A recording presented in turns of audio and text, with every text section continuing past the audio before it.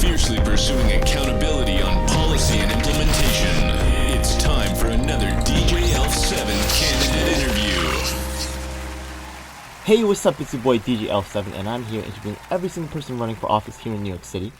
I have one of the candidates here with me today. I'm gonna let him introduce himself. Go ahead, buddy. All right. Good evening, everyone. My name is Seidman. I am running for mayor of New York.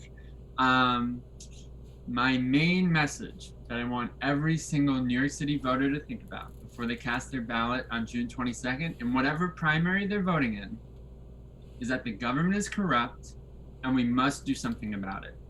To me, I look at the gerrymandering, I look at the lobbying, the revolving doors, bottomless corporate PAC donations, and I think, how is that a government of by and for the people? How many more election cycles have to go by where we cast our vote for people we like, but who won't change the system? They're either complicit or they're actively benefiting from the corruption, right? So I would rather speak out now and shift the conversation as far to a discussion about how we can fix corruption as possible than wait one more election cycle and vote for one more candidate who won't say the government is corrupt and who won't do anything about it. Okay, honestly, to tell you the truth, your message is fucking hitting home.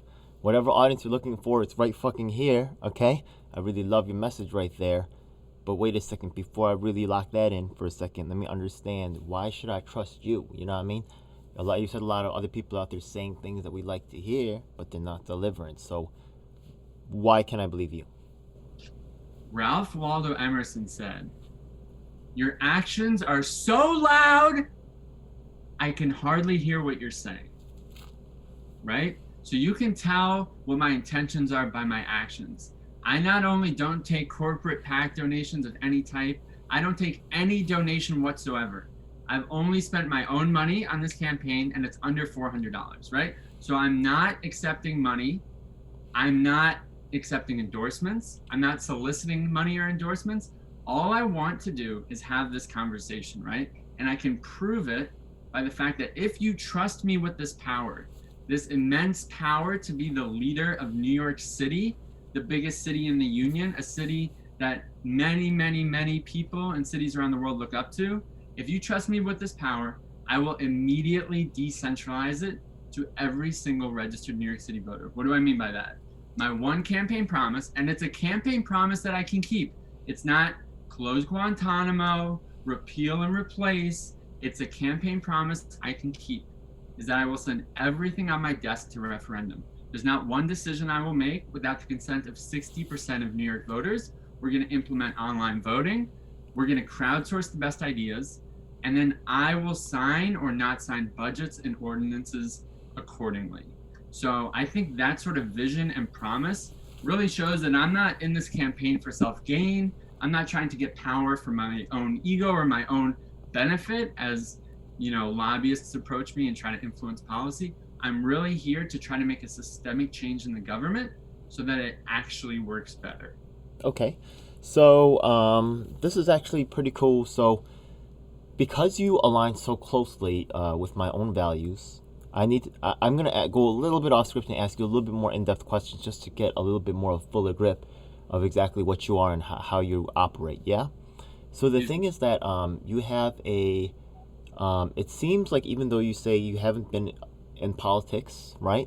It seems you've been paying attention, right? Because the thing is that you know that saying that you don't take corporate PAC money is worth something. So how long have you been interested in politics or, you know, like this type of thing? How long have you been watching this type of conversation going on? Because it seems like you're quite aware of the, you know, unhappiness that a lot of activists on the ground have. I don't know. I'm going to find out. Yeah, so go ahead. Yeah, of course. So I was born and raised in New York City, went to public school. My mother is extremely active in New York politics, especially education policy. So I was exposed to that growing up. I would go to rallies. Basically, I remember protesting Michael Bloomberg's mayoral control when I was in like first or second grade, you know? So I grew up with that. I was on my community education council in high school. I was the high school representative. I don't know how many community education councils actually have a high school rep, but I know I was mine for my community education council. And then I vote, you know, I try to be an informed voter. It's not enough just to vote. Everyone says, you have to vote, but you really need to be informed. You need to be, aware of the decisions you're making. So I always look into my candidates, and I've been a poll worker, a census worker. I've been involved, and I've seen the bloat and the inefficiency from the inside, and I can sort of see where this ship is going, right? It depends on your worldview, but pretty much everyone can agree we're heading towards cataclysm, right? Whether it's climate change or AI sentience, or the fall of the US dollar, or the death of God, whatever it is that you sort of see impending. I feel like maybe the mainstream media doesn't say that message as strong as maybe it needs to be said. Sometimes it doesn't focus on environmental concerns. It's just focusing on what did Kim Kardashian do today? You know what I mean? Like, who really freaking cares, right? So what made you, like, what kind of where do you get your news? How do you pay attention, right? Are you to tell you the truth, there's the type of app that you can install on your computer that actually removes mainstream media from your YouTube. You know what I mean? It's called just these kinds of things. Those are the kinds of things that I'm hip to. Maybe you're hip to those types of things as well. I don't know. So, that would be awesome. I want to find I'd out. love to hear exactly what that app is, and I'd love to use it. I basically try to just stick with sources in the middle, like PBS or BBC. As far as mainstream goes, like those big sort of conglomerate media organizations.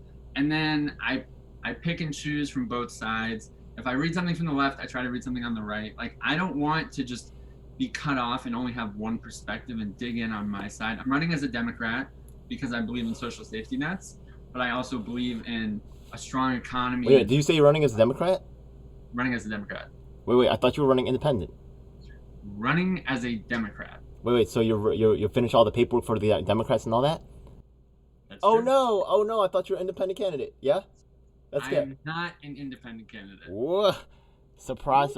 Well, that's okay. Hey, you snuck in the independent third party forum, man. Wow, you okay. I figured, if I was invited, it would be rude not to show. You don't put the Democrat on your paperwork or anything, or maybe I didn't see closely. Do you put it on your website? Definitely on my website. It's definitely. Oh, you did? Okay. I should have I'm tested. on all my paperwork supposed to be on the Democratic primary ballot. So. I'm mad at that, man. Hey, we should have tested harder. We had a lot of things. Whatever. Excuses. Yeah. All right. Respect. Go ahead. Let's just sort of square this point away, because I think a lot of people get caught up in the party affiliation. When I'm campaigning, I campaign in parks around the city every week, and I want to talk to people, right? So I'm not interested in donations. I'm interested in talking to people. And there will be people who ask me what party I am, and as soon as I say I'm a Democrat, they instantly want to end the conversation. And I think if I could respond to that. Yeah. There are some people that follow me that would be of that persuasion, but I also work with all the groups too. And I really honestly, even though you project yourself as a political neophyte, I feel like you are actually quite mature with your political view or vision, as in terms of understanding, right? Yeah, a big picture, big tent solutions, and inclusiveness of, a lot of parties versus just pushing your own ideas down. So that's pretty cool. We can see that in some of your approaches, right? Yeah, as in terms of governance, right? Decentralizing. And that's pretty cool. Now I'm going to ask some other theoretical things. Just, I'm so sorry. I'm not trying to be difficult, but I just really like your ideas a lot. Yeah? Please do. That's what we're here to do. So let's take a look at, you're putting everything into a democracy, which sounds cool, right? But then a democracy cannot truly protect the interests of minorities, can it? So if you take a look at, like, a lot of social democracies, a lot of times people with disabilities, look at how they're treated, it wasn't very well. You know what I mean? You take a look at the percentage of spending and, quality of life, So Yep. what you gonna do about that? So first things first, I would purport neither a pure direct democracy nor a pure republic or a pure autocracy or pure any form of government, right? We need a hybrid model that marries the best elements of every sort of approach, right? So I for fucking me, love that, man. That's a tools-based approach. People who say just capitalism is socialism, they're just tools that we can use, right? Yeah, we can use capitalism for some elements and socialism for other elements. It doesn't make sense, right, to use one thing. It's not a magic solution. It's not like, oh my God, here's the magic thing that's gonna solve all the problems. It's, if you ask a carpenter what tool to use, they're going to use a hammer, right? And sometimes a hammer is appropriate. Sometimes a hammer is the right tool. So let's use the right tool for the right job, Yeah. but let's not use the same tool for every job. Yeah. That does not make sense. Sometimes that guy needs a saw. You know what I mean? You can't use a hammer to break all the pieces. It's going to look real jagged. You know what I mean? Yeah. Or sometimes we just need a plumber, or we need a teacher, or we need a politician even sometimes, right? I respect that. Okay. So my vision for New York and my vision for ideally the state and every kind of government, I think needs to find the balancing point between democracy and representation, right? So your idea is fucking huge, which is cool. Let's say fucking somehow fucking magic happens. Okay, let's be fucking real, and you get in. You know what I mean? I would work to make that happen. I believe to the end, right? Yeah. Let's suppose you get in, and the legislature really ain't really ready to go along with your plan. You got to deal with, you know, and they're like, fuck you, you know, we're just not going to listen to you. How are you going to deal with that? I mean, you know, maybe they will listen to you, but how can you start to enforce your vision and plan amongst maybe an unfriendly, you know, legislature?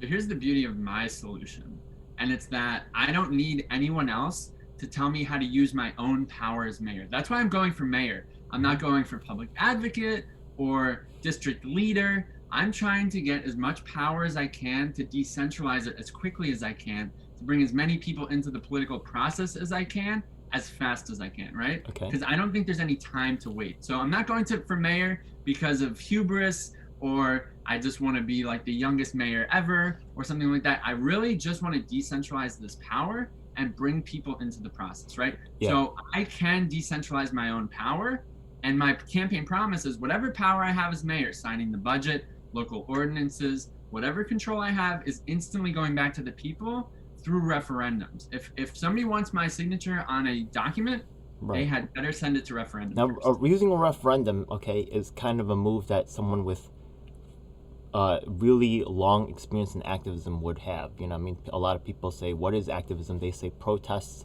and then they don't know where to go from there. You know what I mean? It's also the campaigning. It's also the petitioning. It's also the, you know, calling Congress. It's also, you know, making sure the steps go all the way to the end. And one of the most powerful tools in the playbook is the referendum. So congrats to you on pulling out a very wicked tool to use, you know what I mean, on behalf of the people that really empowers the people. And you're right, it's very hard to stop a call for referendum. You know what I mean? It's hard to justify that politically. What are you going to take the decision away from the people's hands? So I could see that as a political win. But then, you know, there's a whole bunch of powers in New York City is known to be notoriously corrupt, right? That will try to, and a lot of those powers are in the Democratic Party. Have you encountered any resistance, or do you feel like maybe your campaign isn't really being supported as much as it could be, despite your vision and goals? Or maybe, like, is there a path on your way up? Because one thing that actually me and Theo was thinking about doing was stopping by the Manhattan Democrats committee meeting. You know what I mean? Do you go to those? So I'm in the Broadway Democrats. That's the political club that I belong to. Okay. I'm most active there. But yeah, I'm looking to get involved as much as I can. I recently moved, so I'm going to join my more local political club, and, you know, meeting folks like you and Theo and everyone else along the way. Like, I just view that as growing my network, spreading my ideas, and trying to, you know, I would be thrilled to go, you know, meet any sort of Democratic association, speak anywhere you let me speak. I'm happy to speak. You know what I mean? Okay. So, I'm gonna cruise. yeah. Okay, I'm gonna cruise into some of my regular questions now. I'm gonna save one of my, you know, other questions for the end, right? Yeah. Let's go. Sure. Let's start heading to the interview right now. So I usually like to front line with my political, you know, allies, causes, just to really make sure that they're taken care of first. Those are my causes as well. Let's take a look at first of all, Assange. Do you know who Assange is? Julian Assange? Of course. Will you support freeing Julian Assange? Yeah, of course. Yeah, definitely. So That's here's a hit, bro. Thank you. the number one thing about the government is they should not have any secrets. Whatever the government is doing, they do for us, right? They are our public servants.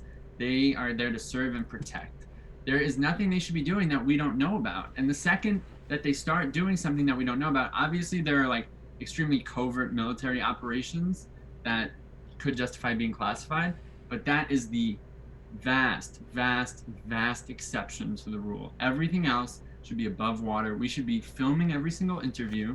We should be filming everything, posting it, 100% transparency. Every campaign donation, every document should be public, right? There's no reason to have a government secret. And that's what Julian Assange stood up for at the highest level possible. And he's taking the harshest penalties possible, right? He's dying on this mountain, and he's not an American, but he's a patriot.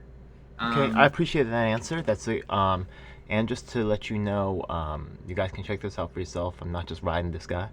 I will have some tough questions coming up, but when you take a look at his website, he clearly shows his finances, and it's kind of hilarious because he shows like every little expense that he did. And other websites I see they don't really do that. Another thing that I really want to give Ira props for is that I've reached out to all the candidates, and I'll be showing maybe perhaps this in a video, and some of the candidates don't get back to you. And the thing is that how responsive do you think they'll be, right, after they're elected, when they're not even responsive to you before they're elected? This is not a good sign, you know what I mean? So Ira's responsive, and I definitely appreciate that. That means he really wants it. So that's not only does he want, but I also appreciate the way he's reaching out. So we're going to continue to examine that, though, yeah? All right, so let's move on to the next question over here. UBI, Universal Basic Income. Do you support Universal Basic Income? Yes. So, but this is a very difficult sort of transition to make. It's a transition that must happen. If you think 100 years down the road or 10,000 years down the road, however far down the road you're thinking, one day we will automate our economy, right? That day will come. Nobody really knows when. We're on this exponential curve, and we don't know how fast it'll come, but it is coming, right? So we have to take the first step towards an economy that doesn't require you to work to survive, right? There should be a floor on which we don't let people fall below. And one of the ways we can measure that is through money, right? So other parts of it are public education and services and healthcare. There are all these different ways we can support, and that's what Democrats believe in, right? Strong social safety nets at work, so we don't let anyone fall too far below. So I definitely support universal basic income. It is a huge shift in the economy, though. And if you give too much money too fast, you can have perverse incentives not to work. You could have adverse reactions, in the economy, and a shortage of labor, and then, issues. Respect for your ability to see both sides of that. Continue on. So what I would do is actually implement universal basic income in New York, and I believe I'm the only candidate proposing that. Andrew Yang is not proposing basic income. It's a lie. He's only providing money for the bottom 500,000 New Yorkers, which is by definition not basic income. And it's not universal basic income. There's nothing universal about it. There's definitely nothing universal about it, but it's not even basic, right? It's the idea of a basic income is that this is what we provide. It doesn't matter. It is unconditional. Yeah, universal. And he's putting a condition on it. It is not universal. And he's using that momentum he had from the presidential run to sort of bait and switch us and like, oh, if we vote for this guy, we'll get free money. You're not going to get free money if you vote for that guy. And he's basically proposing an expansion of welfare, which is one of the most racist programs in the history of the U.S. It obviously wasn't proposed that way. It had very good intentions to try to, equal the playing field between whites and blacks in the Great Society, but it didn't pan out that way. And the sooner that we say it and the sooner that we stand up to that is the sooner we can actually close the gap and fix some of these racist laws that are still on the books. So I do support universal basic income. I would start at $25 a month in New York City and then ramp from there and find a sweet spot between an appropriate amount of money and not hurting the economy, no adverse effects on New York business, New York taxation, anything like that. Can I just ask, how old are you? I am 25 years old, but your answers are shockingly mature. You just really have. I don't want to. I have my own. I have questions about it too. So I'm probing. Actually, really want to understand. How your mind works over there. That's cool. All right. So UBI. A lot of people, and actually, I don't know if you've seen it in my videos, but I often talk about the need for nuance, as in terms of the application of UBI. So I really appreciate your words on this topic. I know you've been very busy too, so I would be surprised if you got to see all my videos, but this is actually something that I champion because a lot of people who are new to the game, especially in Yang Gang, they're all going, yay, UBI, but that oftentimes these things that are promised to us as the poor are often, these programs are often weaponized against us. Welfare, affordable housing, right? $2,000 apartments. We're gonna talk about that later. Yeah, but yeah, you're absolutely right, man. So I'm fucking impressed as hell. Thank you. When people ask me, you know, Okay. like sort of what you're asking me about, like the nuance and how I arrived at some of these conclusions. First of all, I like to say I study mechanical engineering, which is sort of an unusual background for a politician, but I think it would be a great background for a politician because mechanical engineers learn how to design things so that they don't break, right? We calculate for constraints. You give us constraints on size and cost and material, and we learn to work within those constraints. And that is sort of a skill set that I don't really see represented in our politicians. Politicians are really good at dodging a question or you know, making something sound like it's what we want, and they're inspirational. They can give the speeches and get in front of us, but then when it actually comes to getting something done, they can just magically twist it as I if love like, that Matrix move, man. It's hot. I love that Matrix move. I love that you do that so well, man. It's hilarious. Yeah, thank you. feeling that. All right. So yeah, and currently I'm, you know, when I'm not running for mayor, I just graduated from data science boot camp. I'm trying to make like the formal So look, switch. I already think that you could be a rock star in this. What about? Okay, so okay, so why don't you go with like Justice Democrats or some other established program that can be more helpful to you? It sounds like you might be able to line up and they could be a powerful ally. What's up? Yeah, so a couple things here. I'm pretty new to the game as far as like running for politics, so I'm even just finding my niche. You know, I have my political club, and I'm doing interviews like this, but I haven't quite found the ally that truly represents my ideas for decentralization. Like that is the mountain that I die on, and there are so many Democrats that are proposing, you know, universal health care and affordable housing and this that, you know, the list goes on, but nobody is really dying on the decentralization mountain. Nobody is promoting referendums the way I am. And there was a funny interview in 2016 with Gary Johnson, the Libertarian candidate for president, and they asked him like, "Who's your world leader that you look up to?" And he couldn't answer, and he kind of looked like a fool. But when you take a step back, it's like, well, how many libertarian leaders are there, right? There aren't that many people of his train of thought who have made it to the apex, right? So if I was running for president, hopefully I would have an answer for that. But at the same time, I'm going to give him a little slack because he's a libertarian, right? So I try to give myself some slack too. Like, yeah, I don't have as many allies, but I'm also proposing a specific fix that is so unrepresented. You know, they have this in Switzerland. They have a double system of like their Congress can pass a law and then the people can choose to challenge it by referendum. And they have direct democracy in Boulder now, actually. They have online voting through referendums. This is brand new in like the last year or two. And there's citizen budgetary around the world, but there are very few examples of like people who have really championed this, especially in New York City politics. Whoa, you have good knowledge of the game, man. Holy shit, man. You seem a little bit too good to be true, man. So I'm gonna keep probing, man, because I can't believe this kid's 25. It's crazy, yeah? Okay. So the thing is, it seems like you do have some experience in leadership, yeah? Because the thing is that, right, you obviously you know how the game works in ways that, and a lot of the people who are new to the game, right, or even just people who are experienced but pundits, or they get wrapped in celebrity world, right, yeah, and they don't really understand this groundwork framework as you are approaching it, right, as in terms of this, really, you're the goddamn definition of grassroots, right? Yeah? Okay. Yeah, so, that's crazy. Okay, so you seem to have a very so you decided to rush in at the age of 25, right? Yeah, you Justice Democrats, you didn't have time to build a relation with them, so you jammed yourself in. So when did you plan to? How long have you been planning to run for mayor? Honestly, this was not like a long-term plan. It was actually very inconvenient. First of all, I was born and raised in New York City, so of all the places to test my ideas, I wish, you know, my ties were to a smaller community where I could prove this on a smaller level.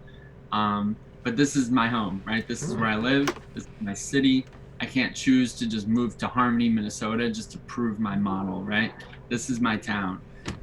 So I basically, within the last year, because I'm a very root cause analysis guy. Like, I don't want to do anything unless we've gone to the root and there's consensus, more or less consensus on what is going on that if we shifted would have a great effect, right? So it was within the last year I sort of just realized that, you know, it's very simple, but power corrupts, and it's possible that you can not be corrupt, but the odds of not becoming corrupt after 20, 30, 40 years in government, and making those mistakes and passing laws that are more in your self-interest to get reelected, like I just saw it happening time and time again, and both sides, you know, Where'd you see it?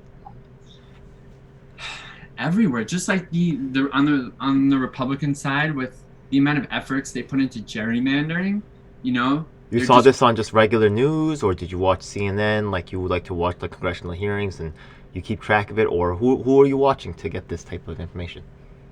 Yeah, so it's a mix of really from everywhere. I don't rely on any one source because you can't. They have an agenda.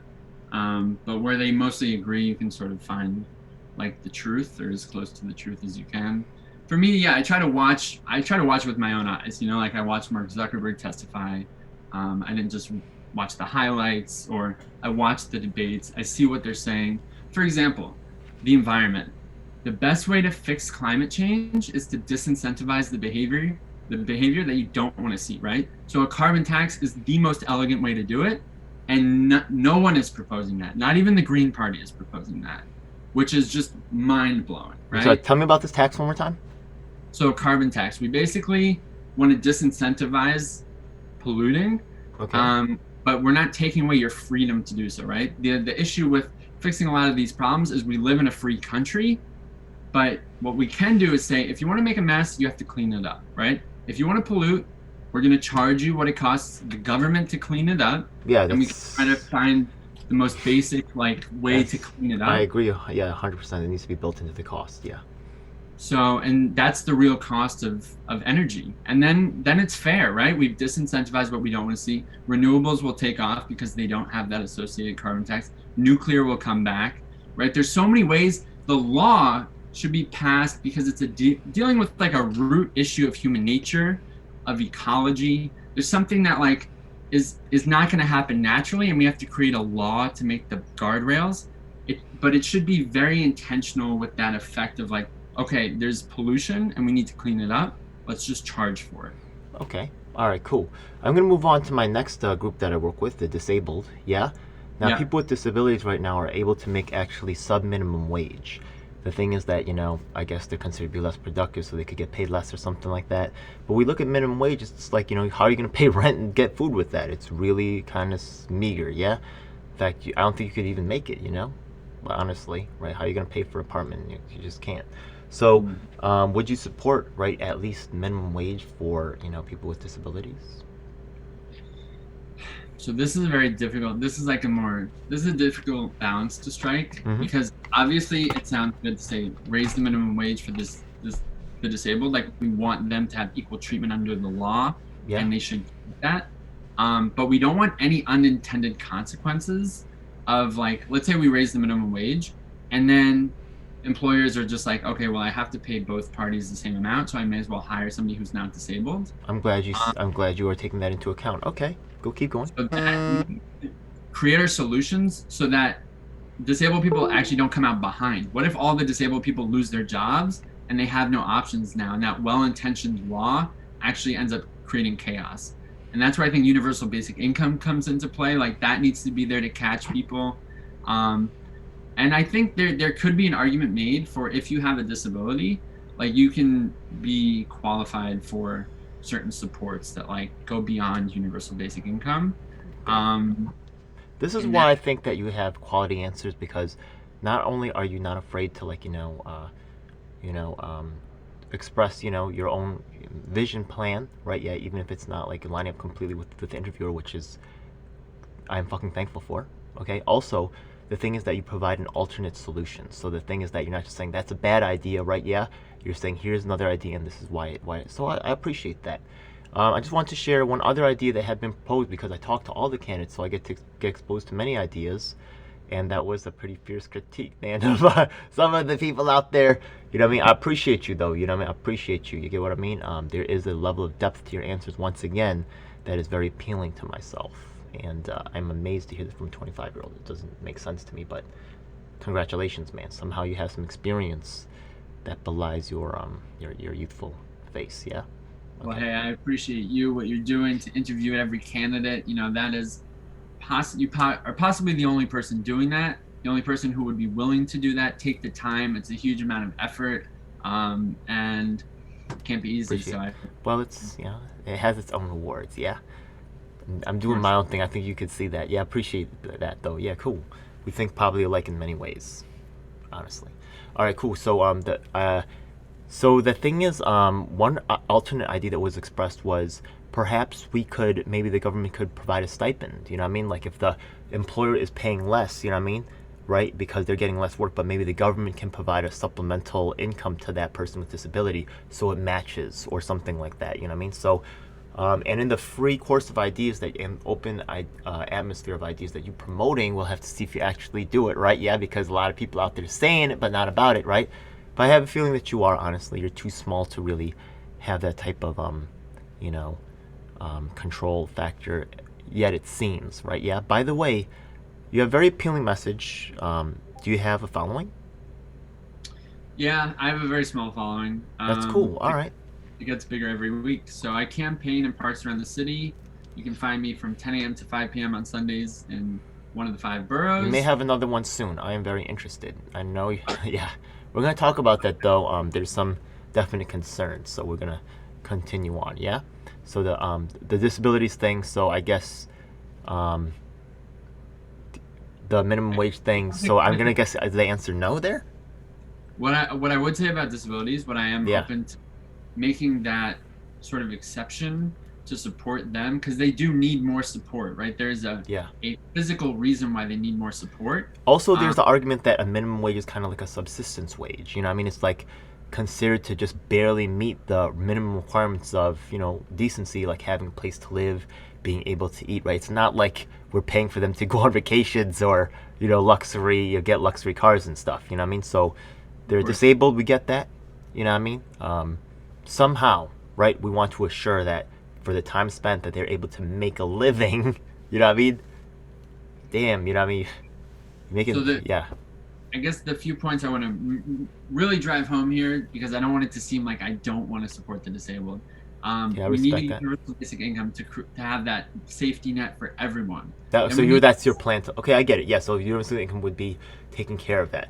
Hey, I respect that answer. That's cool, man. I like that. Yeah, that's Yeah. that makes sense to me. Tell you the truth. Okay. And I'm willing to even, there's a push for guaranteed housing, which I think would have disastrous repercussions if New York guaranteed housing and everyone from the East Coast moved to New York. But here's another issue, right? Yeah, the thing is that UBI, as popularized by Andrew Yang, is set for about $1,000 a month. Correct? That's what he was proposing in 2020. But 2021, Andrew Yang is proposing $2,000 a year, and it's not going to everyone. So I mean, if you're really right, yeah. So what's your proposal for the amount? Because honestly, if I'm with the disability and I'm getting $1,000 a month and sub minimum wage, I guess that's supposed to make things okay. No, that's not okay, right? So the universal basic income is a long-term experiment, right? Right. And we need the first step. So for New York, I think it should start at $25 a month, which is obviously like not an acceptable social safety net, but it's a first step. Like if we got that passed in the next 4 years, we got universal basic income at $25 a month. That would be bigger than anything that has possibly ever happened in the mayor's term, right? Yeah. That would be the first step in putting the infrastructure in place that will carry through for the rest of New York's history, right? So if we can just get that passed, and then I'm willing to bump it to 50 to 100, but let's use the data and let's make sure we're not going too far, right? If we go to $1,500 a month and people stop working and everyone's moving to New York and we don't have the tax base to support it, we could end up like Detroit, right? So we have to be very careful about these experiments we run.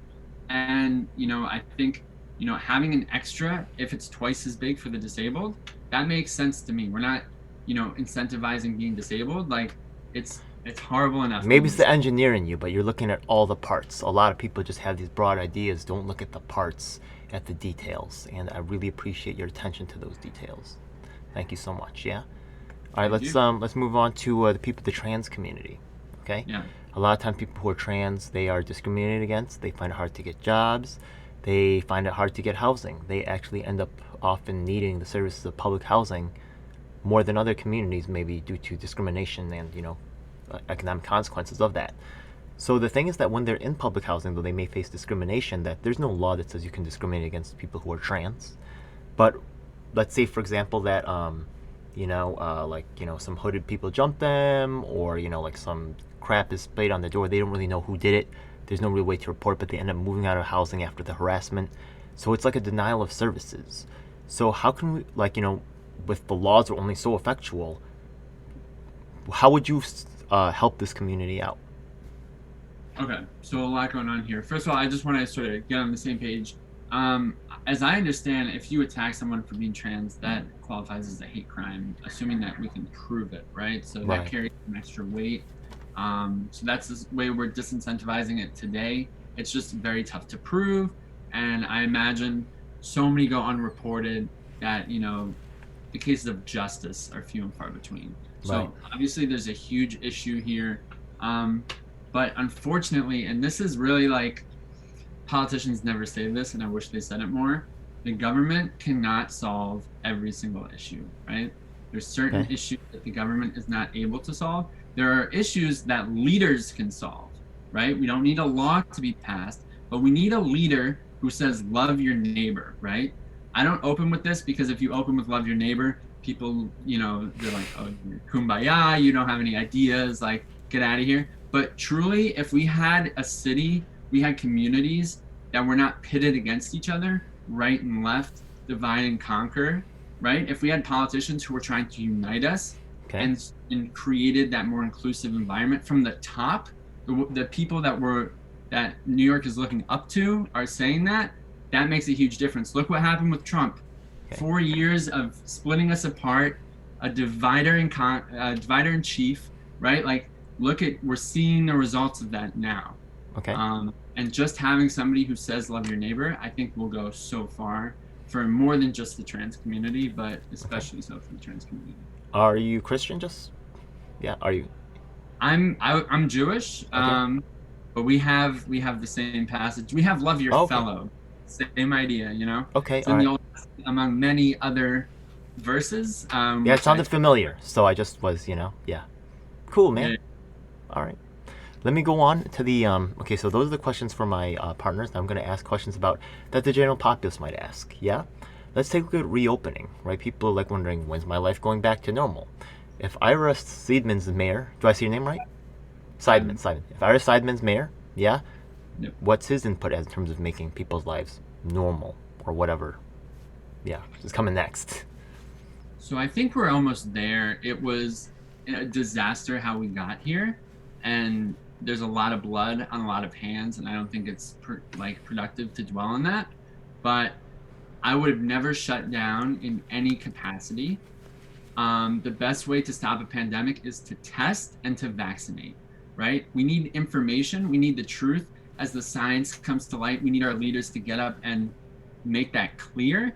But it is not the government's job to tell us which restaurant we can indoor dine at or which restaurant we can't, right? The government is corrupt, right?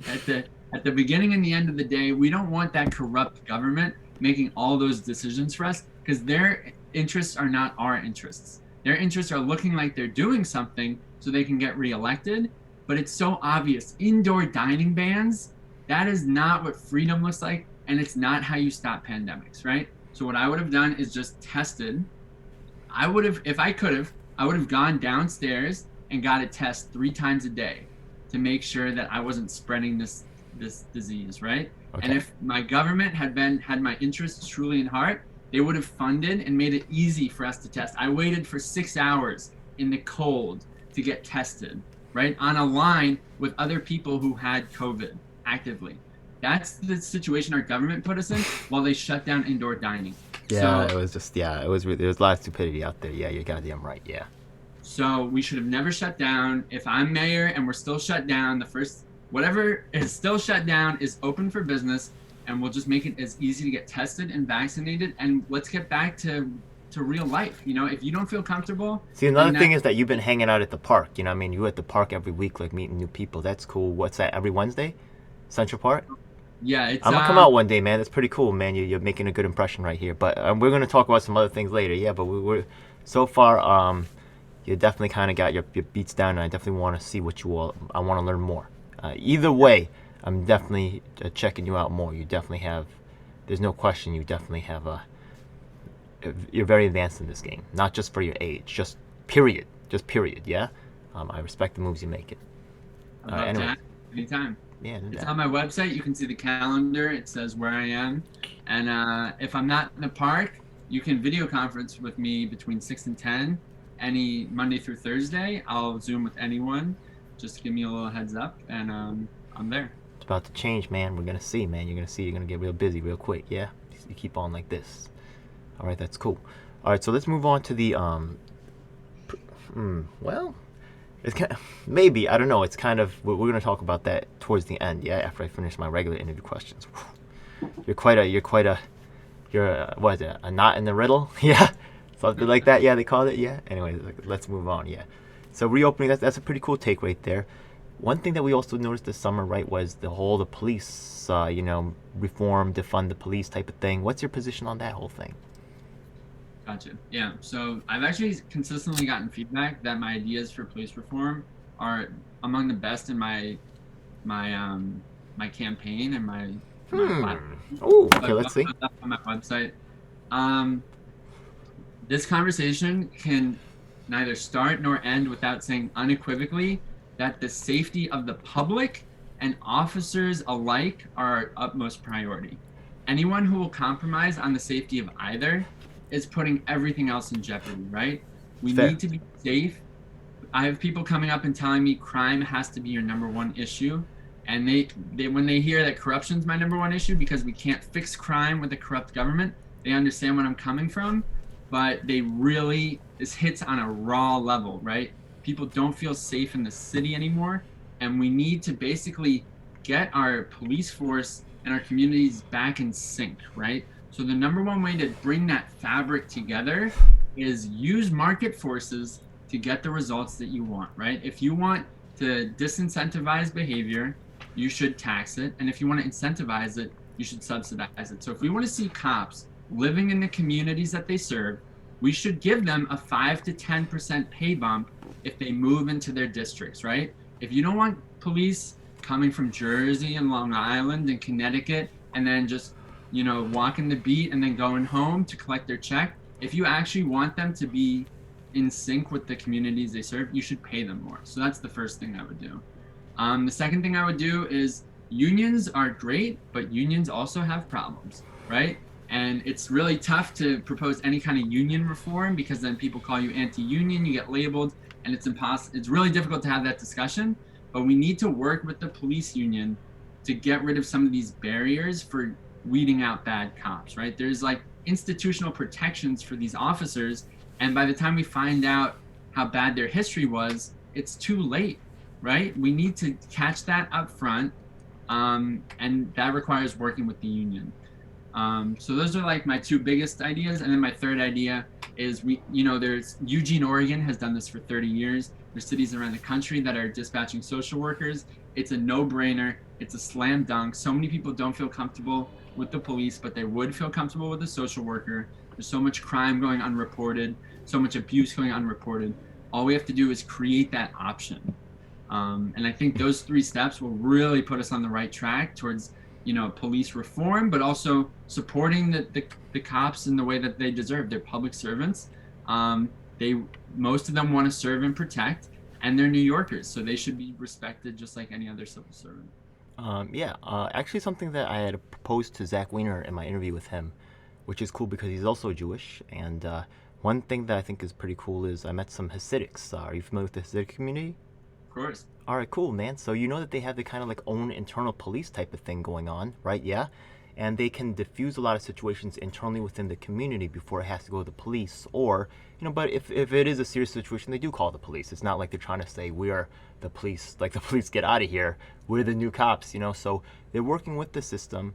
And I could see that working maybe in a housing project, maybe someone in the building, right? Yes, who knows, or, is somehow what they see on a daily basis and they're coming to see them versus a stranger with a badge and a gun. Maybe. So I think that could work. The 5 to 10% bump is a cool idea. I wonder if that's enough. Maybe, you know what I mean? But Maybe once again, right? Yeah, you seem like a guy who's willing to adjust the numbers and tinker, you know what I mean, until everything's perfect. So I know it's that's the probably not idea a hard that number. That's a I think starting, and that's the a cool idea. Yeah. it's the idea I want to Yeah. support. If it's 25%, then it's 25%. I think we should pay cops more anyway. Teachers start at 48, and cops start like around 40 or so, which doesn't make a whole lot of sense to me. If you want great cops, Okay. you need to pay them. You know, if you want a great piano teacher or a great tennis instructor or a great plumber, you have to pay them. Cops are no different. Now your answers are solid, but okay, I haven't asked this really of other candidates, so I feel a little guilty about this, but not too much, okay? Because you're going for the top spot. So you got, yeah, here we go. All right, so you've worked as a mechanical engineer, right? Yeah, for certain firms and stuff, right? And there's a certain workflow that goes on there, right? What happens if someone comes in and they've never done your job ever before, right? And they start trying to make rules and regulations like about what you're doing, you know what I mean? You could see that they might miss some things might not work out, right? And another thing might happen is when this person's trying to design your workflow, right? Yeah, they might not, if they don't talk to you directly, but they talk to your manager, right? Your manager might only give them certain information that either removes them from liability, right? That's probably the most likely thing, or right, yeah, certain things they just don't want to talk about because, you know, it's unfortunate, or, you know, don't look over here, look at this great job that I'm doing over here. You get what I mean? So it could be part of that as well. So, you know, they get a colored view of what's actually going on. They don't really understand what's going on the ground. So when you built your plan, right, how did you build your plan, and how are you going to continue to, you know, make sure that ground level activists who struggle just like yourself in the grassroots arena, on the floor, talking to people day to day, right? Yeah, as you know, once if you did get in, if you did actually attain any power or even popularity, right, you will gain a following, right, a large enough following where all of a sudden people that matter want to talk to you. You don't have time to talk to the people who only has like 500 followers. You got it, right? You have this 10,000 follower guy and the 20. How are you going to stay close to the ground? Okay, first things first, I'll always have time for you, DJL. Thanks. Always remember where I come from. All right. And honestly, if I did get some following, I would largely owe it to you and folks like you who gave me a chance, right? So I think, you know, it really is sad when we forget where we came from and, oh, I'm too big now to be involved with the community where I came from. Like, I think that's a whole separate issue about community and how that's sort of like not doing well either. And I think that's a symptom of all sorts of other issues. And let's put that in the parking lot for now. But I think there's something inherent about purporting referendums that will keep me tied to the grassroots no matter what I do. Like, there's nowhere I can go but the grassroots because I need 60% of New Yorkers to sign on to something.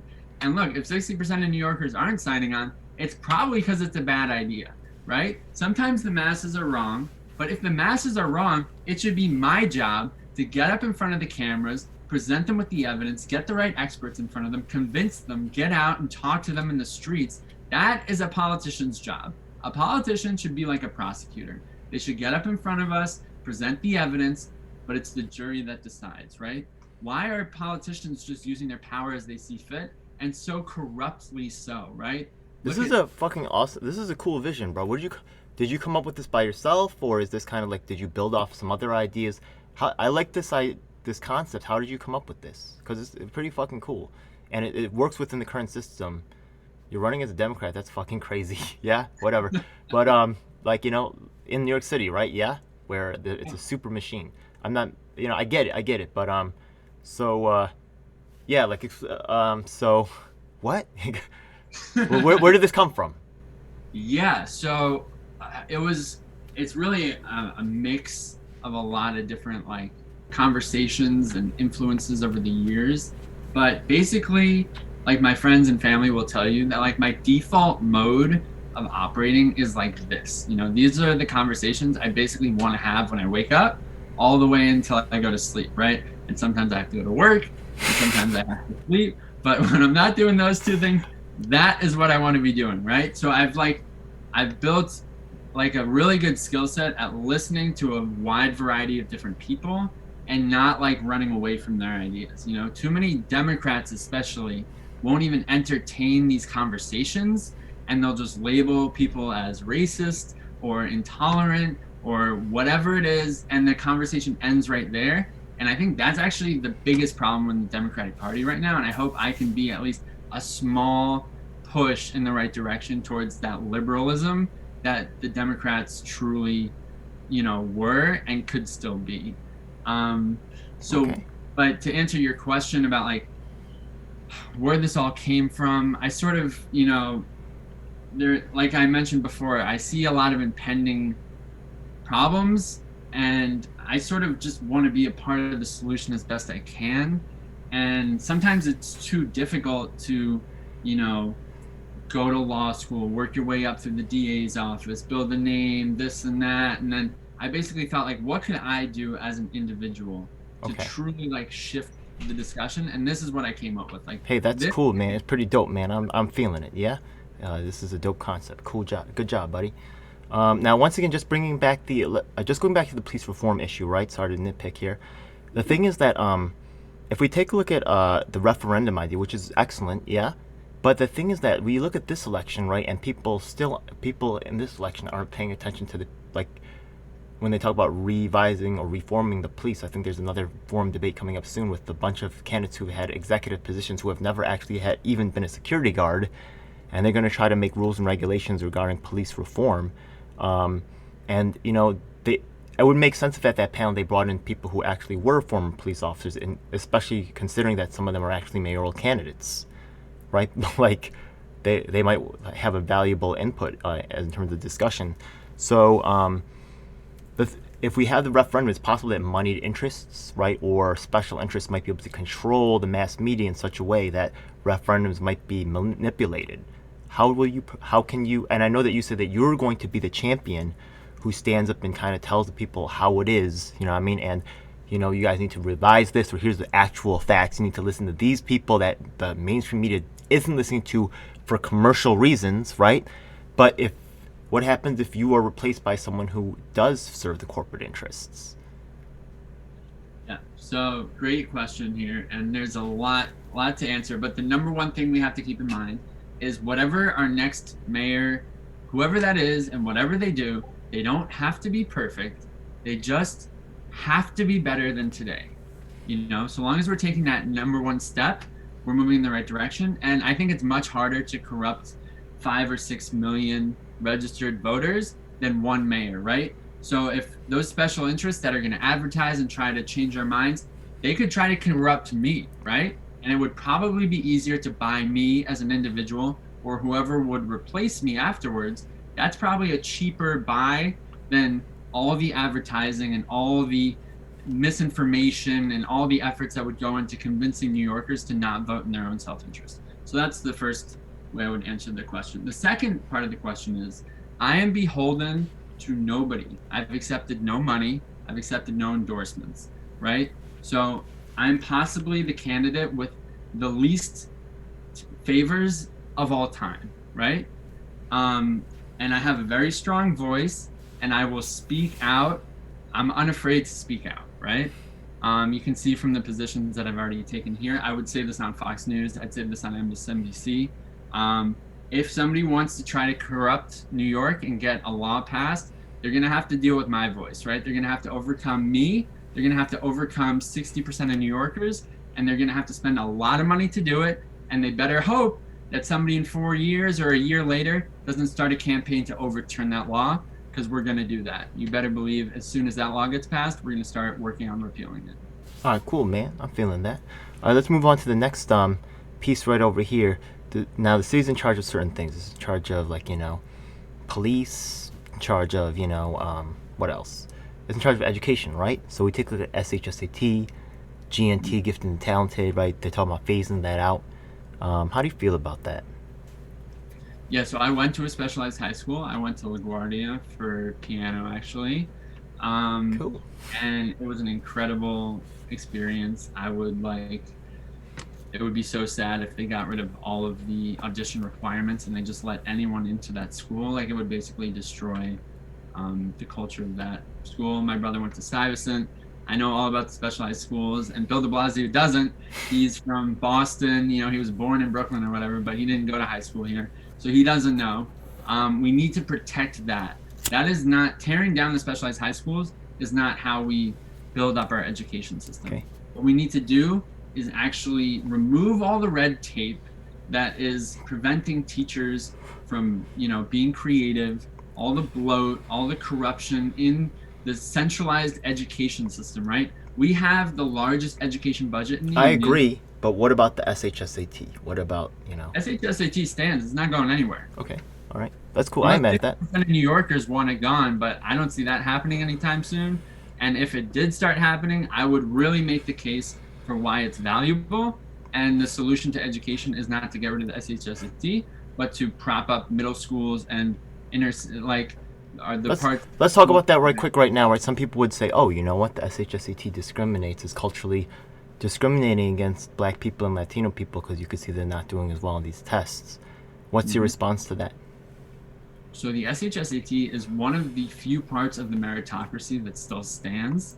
And if anything that's meritocratic is racist, then we have an issue, right? The way to create equitable access is to make those schools, those zone schools that Black and Latino students have to go to, we have to make those schools better, right? And getting rid of the SHSAT doesn't make those schools better. It just lowers the requirements for those kids to get into specialized schools.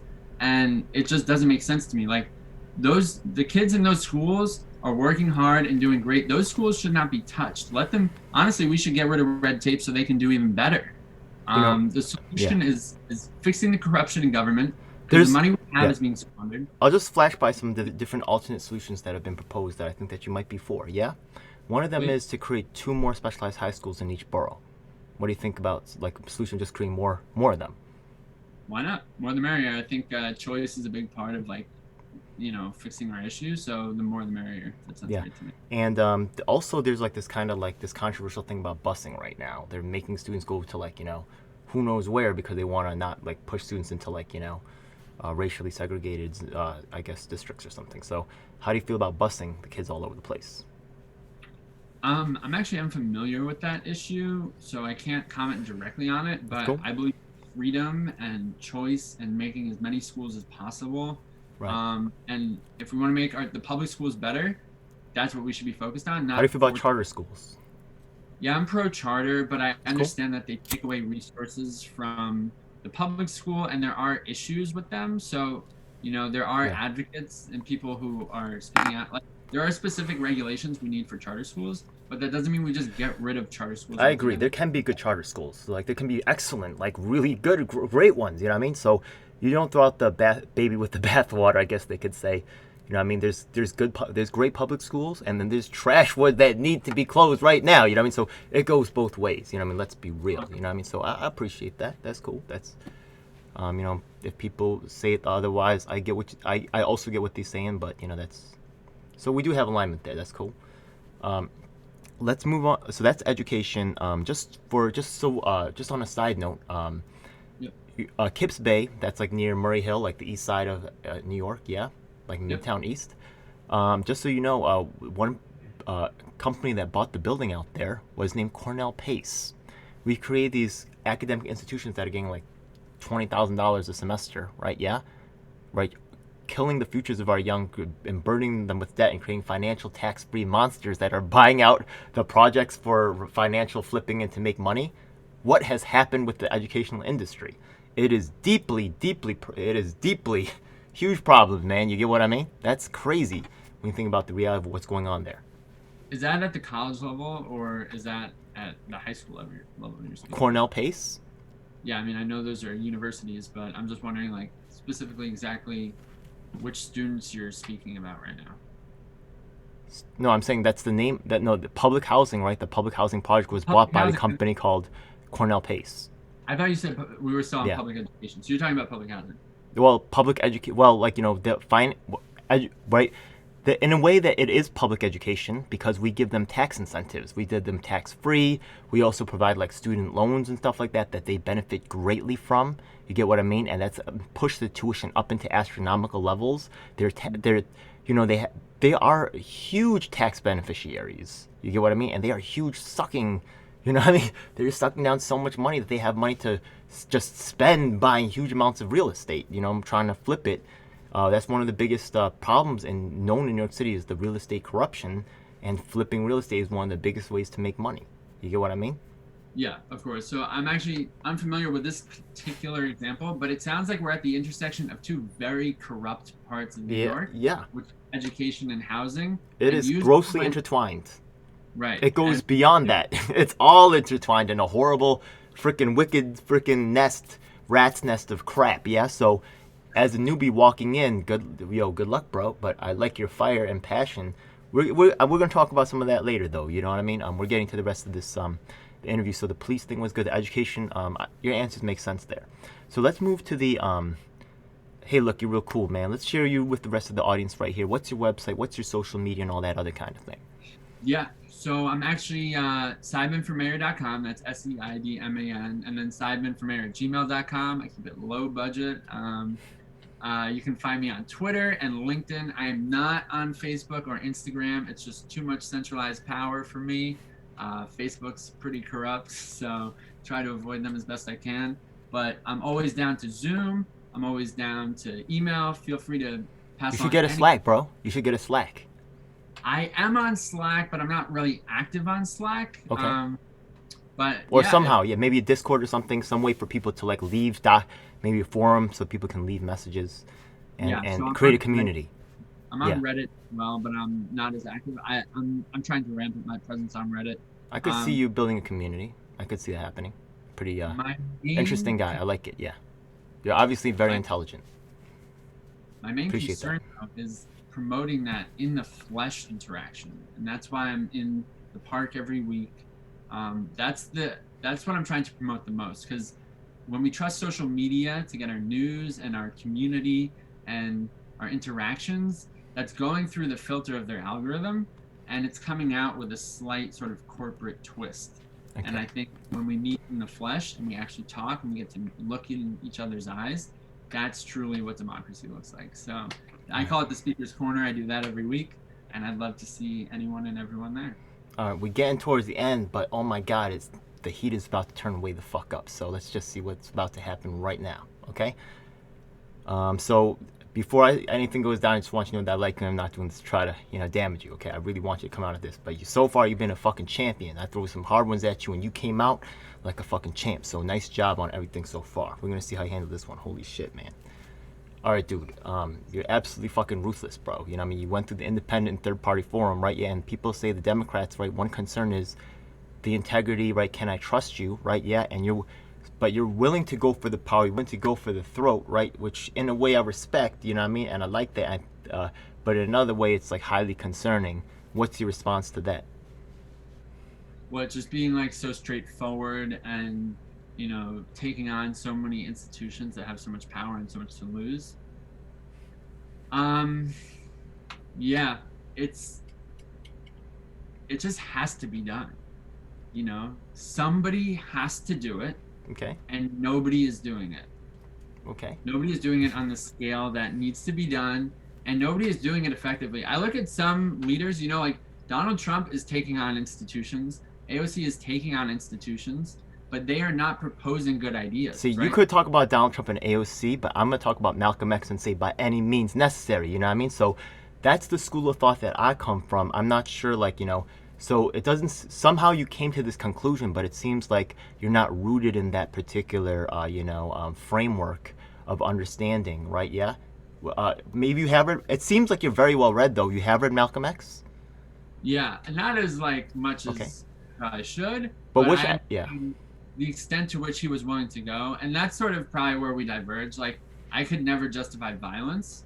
I think violence is the line. We have to use every other tool in our toolbox. Let's use the voting box. Let's vote with our dollar. Let's use our free speech. Let's speak out. We can use every single one of those tools, but we can't use violence. And I think have you had experiences with violence? Not life-changing, but small interactions. I just look at the macro scale, where does it lead? I actually took 6 months of Krav Maga, and there was which is the Israeli martial art. I'm aware of it, yes. Yep. Very highly regarded. Actually considered to be meant to be one of the top styles. There was a story that my instructor told me about how you know, no matter what you do, there will be some form of revenge that can come back, right? Like revenge Yeah, never ends. It's like you that's can right. break someone's arm, and when their arm gets better, they'll come Come back back for and your arm. Yeah, yeah. maybe more. Yeah, Or you can even kill somebody, and then their friends will come back yeah. and try to avenge you, right? Like that chain of events never ends, and that's why we have to just go the complete other way. Love your neighbor, like totally denounce violence in every single scenario, and then lean into good ideas. Think about your ideas. It can't just be Hmm. a virtue signal and say the right thing that sounds good. Yeah. We have to come at it with good ideas. That has to be our number one tool. All right. So, it's still concerning, but I still like want to giving you a chance because in this game, it's a desperate time, and honestly, you're very intelligent, and I do understand. You're definitely an ally in terms of the anti-establishment framing. We have to see how that works out, but so far you're really coming through and you're obviously super intelligent. So we would definitely want you as an asset on the team either way. You get what I mean? Yeah. Anybody would want to recruit someone with your skill set, so that would make sense to me. Yeah. Lucky hopefully didn't get fucking recruited already. These fucking campaign consultants hanging around the shit. Any of them contact you yet? You have already working with the club right now. That's cool. But the establishment people haven't really reached out to you, or really at the high levels yet, right? Because you're not at the committee meetings and like getting appointed and getting all these things. So if you were, I'd see you as the district head committee meeting, and I'd see these things in place, right? Which I don't see on you. You know what I mean? So also your messaging, even though you are a Democrat, there's not like big colors blue. It's not like a typical Democrat website. It's a very different campaign looking website, looking very independent. Maybe this was crafted on purpose. That's intelligent. That interesting. Yeah, maybe it was just maybe it's just it has its own look to it. You definitely went your own way. Yeah, this to me that's clear. Anyway, whatever. Yeah, let's move on to the So the thing is that okay, look, there's a lot of people that I talk with varying levels of political experience that I meet in this field, right? And once again, it's a complex fucking rat's nest. Yeah, and it really helps if you have like on the ground knowledge, more extensive experience, because it's even within this maze, you could spend like all your time like on a couple threads over here and never get to the rest of the fucking bullshit. You know what I mean? Yeah, it's just that fucking expansive. So, a lot of people out there say they're against corruption, which I fucking love about you, right? But then they're fucking afraid to fucking say any names, or you know what I mean, or when it actually. So, it's your time. Do you know about corruption here in New York City? And are you ready to like show your knowledge? Yeah. And your commitment. So corruption is notoriously hard to even identify because it's so secretive and there's so many powers that are vested in it not coming to light. Obviously, there are huge scandals that break, and then we find out about it, and then people go to jail. You can look at New York State at the state level. In the last 10 years under Cuomo, there have just been a slew of people locked up. High-ranking Democrats in both the state House and Assembly have gone to jail for extortion and bribery and inside deals. Close-ranking officials to Cuomo himself and his campaign on his team. So at the state level, it's just ripe, and it has been ripe for a very long time.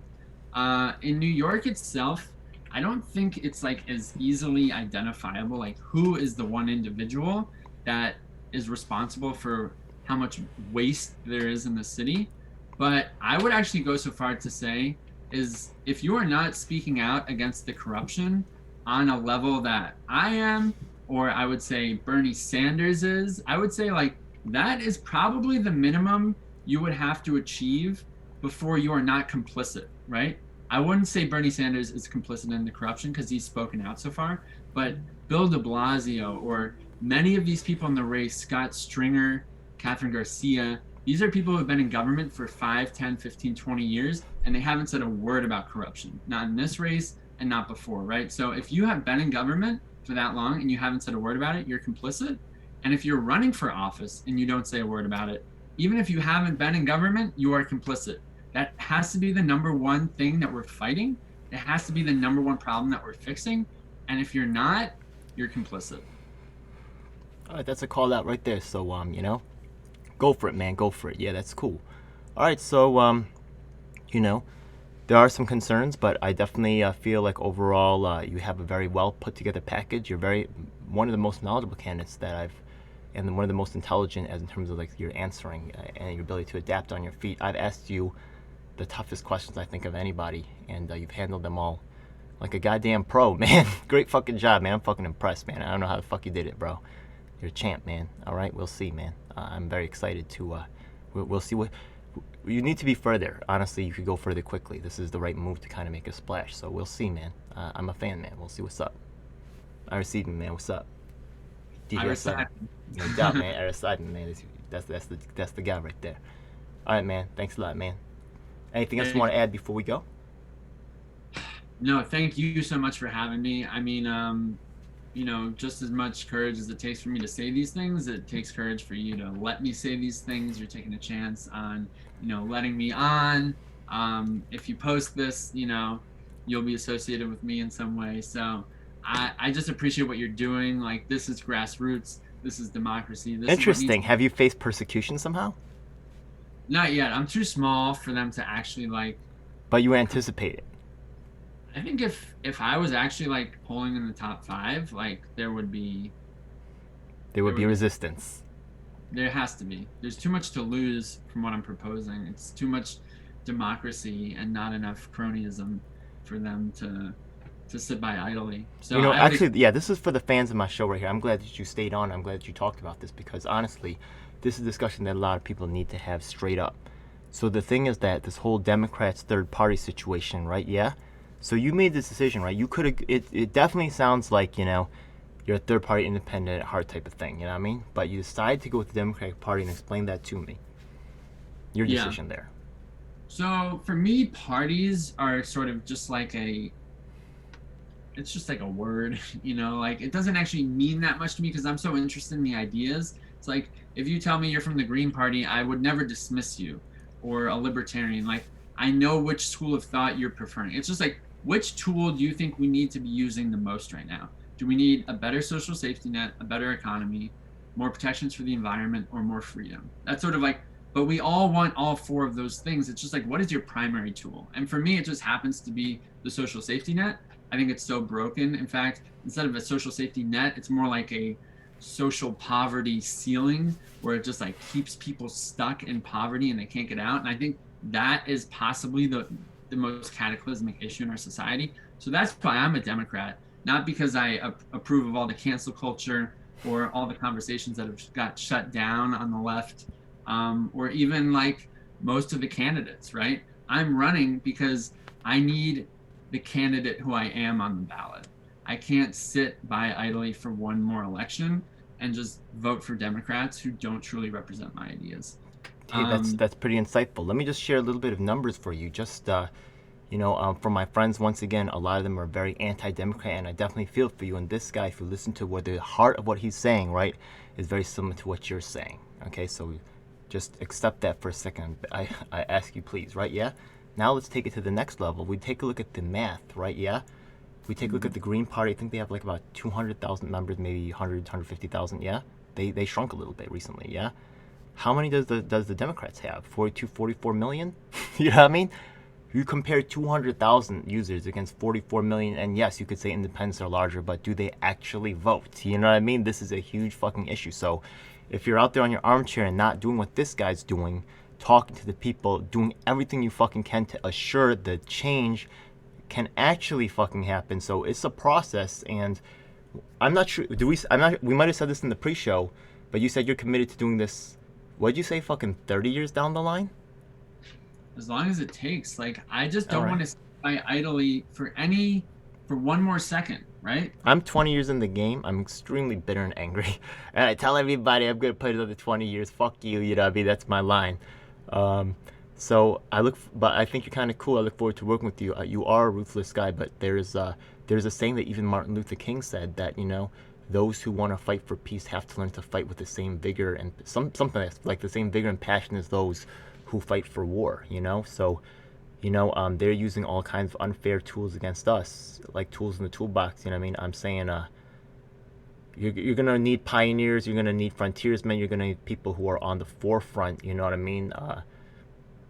just finding a way to make shit get done. You know what I mean? So I'm with, and if you're out there on the front fucking lines versus all these armchair activists at home fucking typing on their computers, there's a difference in commitment level. So respect to that, man. Every week, bro. You know what I mean? In Central Park, that's real, bro. So from a real one to I'm gonna call you a real one. You know what I mean? From real to a real one, respect, man. You know what I mean? We're gonna see what's up.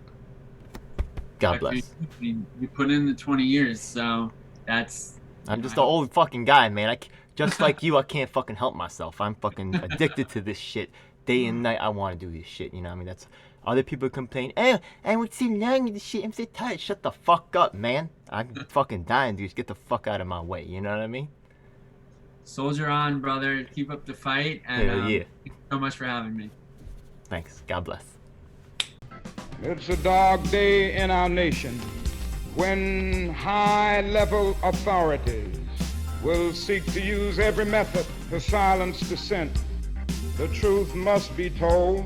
And if you want the truth, you need to check out independent media producers just like myself, DJ L7. You should subscribe and hit the bell icon to get notifications when I release a new video. Truth of these We are words on all is the major beyond doubt. platforms. That includes Facebook, Twitter, Instagram, and of course YouTube.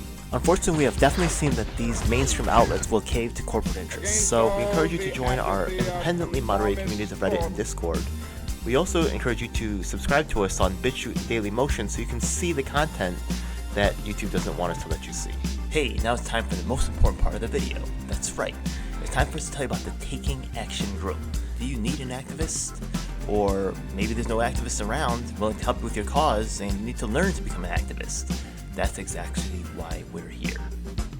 Every week we get it with people from across the nation, in fact even sometimes internationally, and we develop strategies and a game plan to address the issues that are affecting all of us. Every week myself from New York City and of course my co-host Lisa from Los Angeles provide a coast-to-coast perspective on what's going on in the country. If you want to donate to help out with expenses, travel, equipment, stuff like that, then I definitely appreciate it, and you can hit us off at Venmo or PayPal. Thanks a lot. Hey, by the way, we also have a merch store, so check it out. Oh my goodness, it seems like you've reached the end of the video, so make sure you check out some of our other videos. Make sure you subscribe. This is your last chance to do so thanks a lot. And looking forward to seeing you on the next one. Hope you guys enjoyed. Please comment below if you have any questions or issues you'd like me to address. And if you're an activist, the time to make things happen is now.